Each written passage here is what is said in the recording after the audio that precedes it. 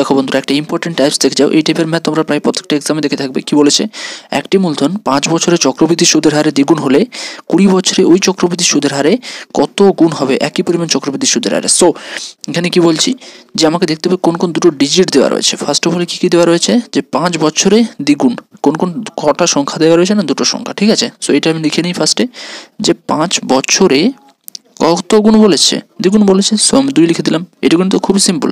এরপরে কি বলেছে, 20 বছরে একই চক্রবৃদ্ধি সুদের হারে কত গুণ হবে। তাহলে আমি লিখবো 20 বছরে ওইটা কত গুণ হবে। সো এটা আমার ড্যাশ থাকলে কত গুণ হবে। তাহলে দেখো এখানে 5-এর সঙ্গে কত গুণ করলে আমরা 20 পাচ্ছি না, 5-এর সাথে আমরা কত গুণ করলে 20 পাচ্ছি, 5-এর সাথে আমরা 4 গুণ করলে 20 পাচ্ছি। এবার যত গুণ করছি ওইটাকেই আমরা এখানে 2 এর পাওয়ারে বসিয়ে দেবো, মানে 2 to the power 4। 2 to the পাওয়ার 4 মানে কত হচ্ছে না 16। সো 16 গুণ হয়ে যাচ্ছে আমাদের রাইট অ্যান্সার। বোঝা গেল, এটা অনলি ফলো করবে চক্রবৃদ্ধি সুদের